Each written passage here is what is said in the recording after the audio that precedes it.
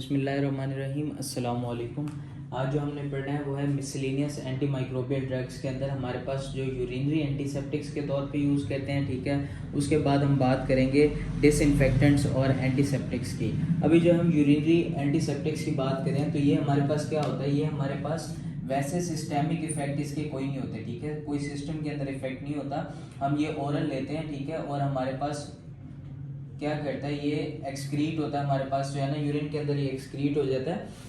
और ये इफेक्ट क्या कर रहा होता है, ये सिर्फ और सिर्फ जो हमारे पास यूरिनरी ट्रैक के पैथोजन है ना, उनको हमारे पास जो है किल कर रहा होता है, ठीक है, यूरिनरी ट्रैक के पैथोजन को।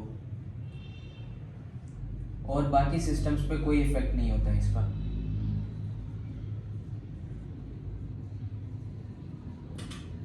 इसका मतलब सिर्फ ये यूरिनरी ट्रैक पैथोजेंस को ही किल करेगा, ठीक है। और वो भी इसका मैकेनिज्म होता है, स्पेशल मैकेनिज्म क्या होता है कि हमें पता है जो यूरिन है ना उसकी पीएच एसिडिक होती है, तो ये क्या करता है, ये उसको एसिडिफाई करके, ठीक है, और जो है या कोई हम इसके साथ एसिडिफाइंग एजेंट देंगे या इसके अपने मैकेनिज्म में है कि ये यूरिन को एसिडिफाई करेगा और क्या करेगा, वहाँ के जो है बैक्टीरिया जो हमारे पास प्रेजेंट होंगे उनको किल करेगा, क्योंकि जो बैक्टीरिया वो सर्वाइव नहीं कर सकते एसिडिक इन्वायरमेंट में। तो इस तरह वो हमारे पास एंटीसेप्टिक का रोल प्ले करेगा। अब बात कर लेते हैं हमारे पास इसमें कौन कौन सी ड्रग्स हैं। इसमें सबसे पहले आ जाती है नाइट्रोफ्यूरेंटाइन, ठीक है, उसके बाद नैलिडिक्सिक एसिड और फिर है मेथिनामीन। ये 3 ड्रग्स हैं हमारे पास, ठीक हो गया। और ये इफेक्ट क्या कर रहे होते हैं हमारे पास यूरिनरी ट्रैक, ये हमारे पास जो है इफेक्ट कर रही है यूरिनरी ट्रैक पैथोजन को।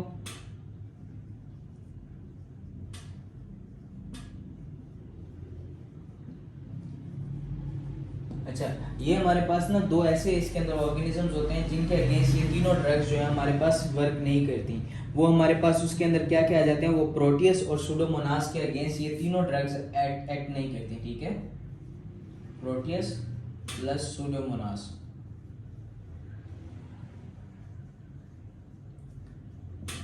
अच्छा, इसका हमारे पास मैकेनिज्म आपको बता दिया, ये क्या कहता है, हमारे पास ये यूरिन की एसिडिफिकेशन करवाता है, ठीक है, और एसिडिक इन्वायरमेंट बना के हमारे पास वहाँ के पैथोजेंस को किल करता है, ठीक है। हम इसको क्या ओरली लेते हैं, ठीक हो गया, ओरल लेंगे। और इसके जो कुछ साइड इफेक्ट्स हैं वो आप याद कर लें। उसमें हमारे पास जीआईटी डिस्ट्रेस है, स्किन रैश है,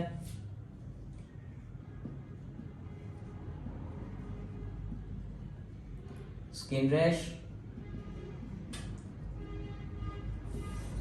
पल्मोनरी इन्फिल्ट्रेट्स,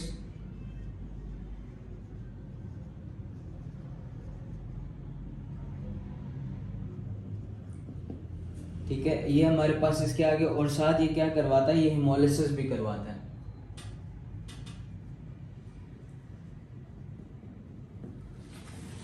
खास तौर पे जो ग्लूकोज 6 फॉस्फेट डिहाइड्रोजनेज जो G6PD जो है हमारे पास, वो डेफिशिएंट पेशेंट्स होते हैं, उनके अंदर ये हिमोलिसिस जो है वो करवाते हैं। उसके बाद आ जाता है नैलिडिक्सिक एसिड, ठीक है। नैलिडिक्सिक एसिड जो है वो ज़्यादातर इफेक्टिव होता है किसके अगेंस्ट, ग्राम नेगेटिव बैक्टीरिया के अगेंस्ट एक्टिव होगा।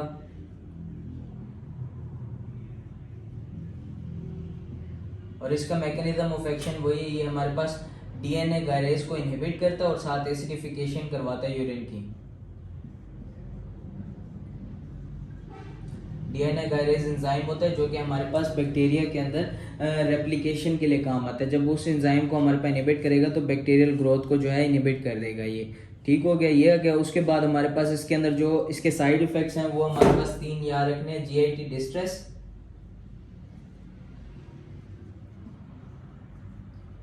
ठीक है, ग्लाइकोसूरिया यानी कि ग्लूकोज यूरिन के अंदर जो है हमारे पास बढ़ जाएगा, और स्किन रैश आ जाएगा इसके अंदर।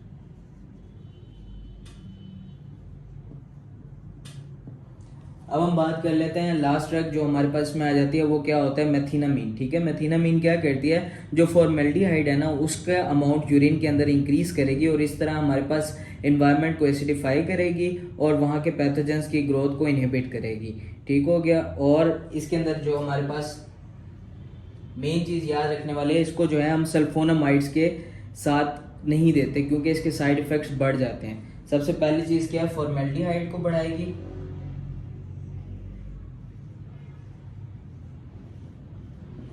एसिडिफिक इन्वायरमेंट करेगी और हमारे पास इस तरह पैथोजन को किल करेगी, ठीक हो गया। और उसके बाद हमारे पास इसको सल्फोनामाइड्स के साथ नहीं देना।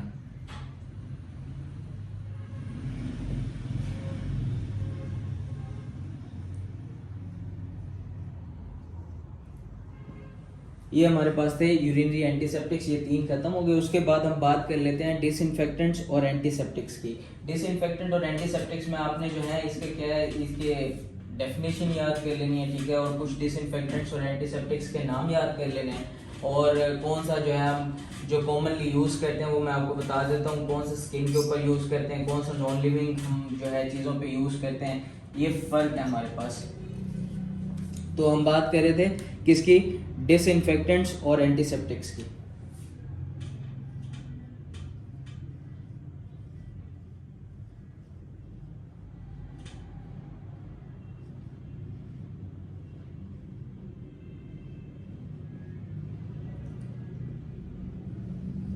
डिसइंफेक्टेंट्स क्या करते हैं, डिसइंफेक्टेंट्स जो है हमारे पास नॉन लिविंग थिंग्स के ऊपर जो है आपका बैक्टीरिया की ग्रोथ को इनहिबिट करते हैं।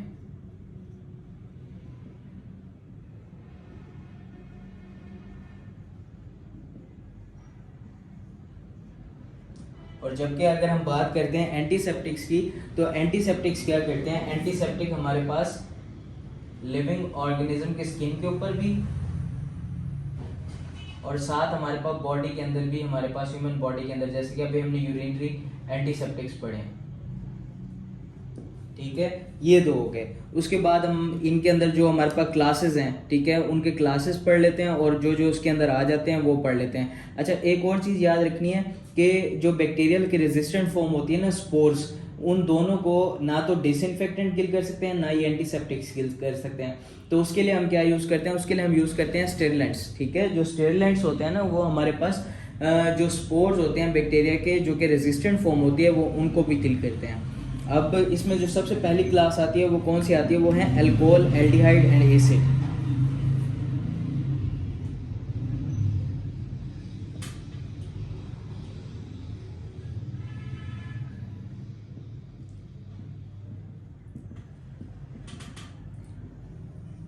ठीक हो गया, अल्कोहल, एल्डिहाइड और एसिड। इस तरह ये जो है हमारे पास अल्कोहल में सबसे पहले जो आ जाती है हमारे पास क्या होता है, एथेनॉल। एथेनॉल जो हमारे पास कॉमनली यूज़ करते हैं सेपरेट की फॉर्म में, ठीक है, वो हमारे पास लिविंग स्किन के ऊपर यूज़ कर सकते हैं। तो सबसे पहले आ जाती है एथेनॉल। जो जो चीज़ें मैं आपको बता रहा हूँ सिर्फ वही चीज़ें आपने याद रखनी है इसके अंदर। तो एथेनॉल जो सेपरेट होगी वो हमारे पास लिविंग स्किन के ऊपर हम जो है यूज़ कर सकते हैं। दूसरी आ जाती है फॉर्मेल्डिहाइड। ये हम लिविंग स्किन के ऊपर नहीं यूज़ कर सकते, ये हम जो है नॉन लिविंग जो है हमारे पास उनके ऊपर यूज़ करते हैं फॉर्मेल्डिहाइड। जैसे कि हमारे पास जो सर्जिकल इंस्ट्रूमेंट्स होते हैं ना, उनकी क्लीनिंग के अंदर हमारे पास ये यूज़ होती है।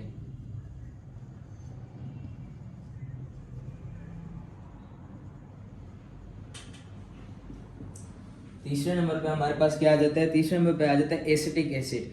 एसिटिक एसिड क्या करता है हमारे पास, ये जो हमारे पास इरिगेशन वगैरह, जो एक्सटर्नल एयर की इरिगेशन वगैरह करते हैं हमारे पास फॉरेन बॉडी को रिमूव करने के लिए, ये उसके लिए इस्तेमाल हो सकती है।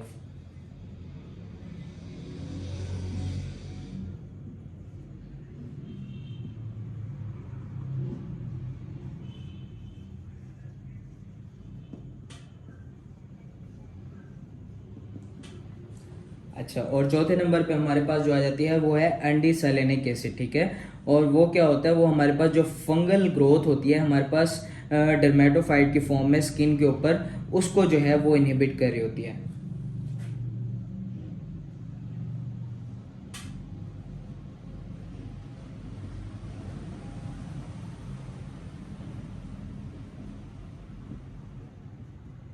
इनहिबिट फंगल ग्रोथ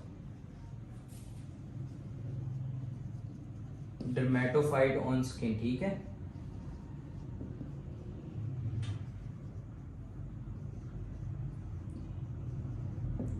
यहाँ पे ये हमारे पास अल्कोहल, एल्डिहाइड और एसिड वाला ग्रुप खत्म होता है। अगले हम बात कर लेते हैं जो हमारे पास हेलोजेंस आ जाते हैं, वो क्या क्या हैं। अगला ग्रुप आ जाता है हमारे पास हेलोजेंस का।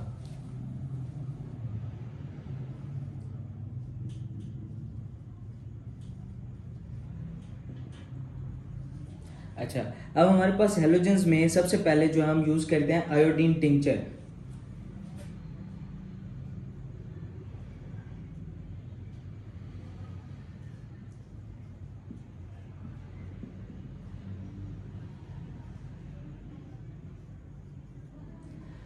आयोडीन टिंचर, जैसे कि पायोडीन के अंदर जो हमारे पास यूज़ होता है उसमें हमारे पास क्या चीज़ होती है, पोविडीन और आयोडीन होता है, ठीक है। और ये हमारे पास पायोडीन जो हमारे पास आम जख्मों के ऊपर जो हम लगाने के लिए पायोडीन जो यूज़ करते हैं, ये वो उसका कम्बिनेशन हो गया, ठीक है। उसके बाद आता है हाइपोक्लोरस एसिड। जो हमारे पास हाइपोक्लोरस एसिड का आपको आमतौर पर पता होगा, जो स्विमिंग पूल वगैरह क्लीन करते हैं या हमारे पास वाटर वेल्स वगैरह जो है वो क्लीन करते हैं, उसके लिए हम ये यूज़ करते हैं, वाटर क्लीनिंग के लिए।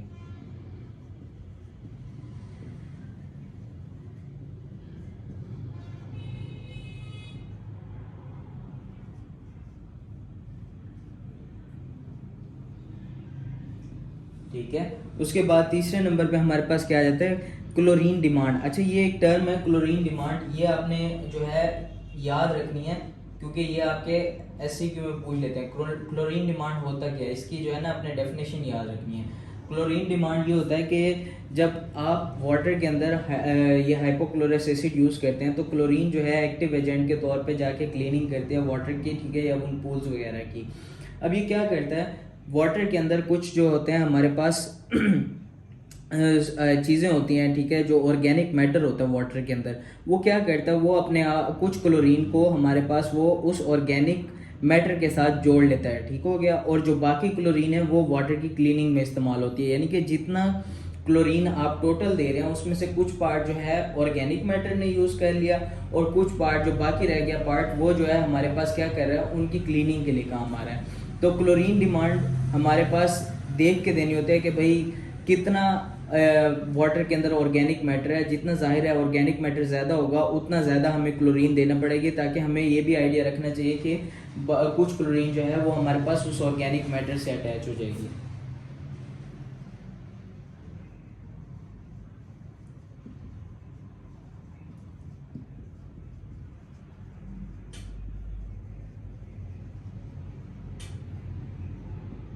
उसके लिहाज से हमें जो है ज़्यादा क्लोरीन देनी पड़ेगी अगर ज़्यादा ऑर्गेनिक मैटर है वाटर के अंदर, ठीक है। तो बाकी जो है वो हमारे पास बैक्टीरिया की ग्रोथ को, या हमारे पास बैक्टीरिया को किल करने में काम आएगी।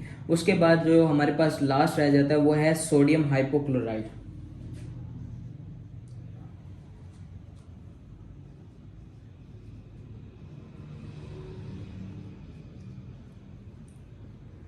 सोडियम हाइपोक्लोराइड क्या होता है, ये जो आमतौर पे जो हम ब्लीच यूज करते हैं घर के अंदर कपड़े धोने के लिए, ये वो है,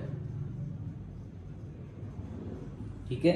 ये ब्लीच है हमारे पास, ये यूज़ करते हैं हम कपड़े धोने वगैरह के लिए, ठीक हो गया। अब हम इसको आमतौर पे यूज़, जैसे हम जो ये उन कपड़ों यानी मेडिकल के अंदर हम किधर यूज़ करते हैं, मेडिकल के अंदर हम जिन गाउन्स के ऊपर, ठीक है, अगर हम पेशेंट कोई सर्जरी हो रही है तो उन गाउन्स के ऊपर अगर पेशेंट हेपेटाइटिस बी पॉजिटिव है या HIV पॉजिटिव है, तो उनका ब्लड जब डॉक्टर के गाउन्स पे या डॉक्टर के इंस्ट्रूमेंट्स पे लगता है तो, या उन पे लगता है, तो उसको वॉश करने के लिए हम ये ब्लीच यूज़ करते हैं, to wash the cloth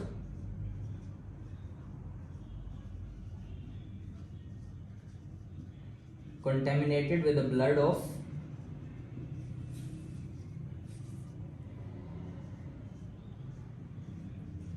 hepatitis B virus positive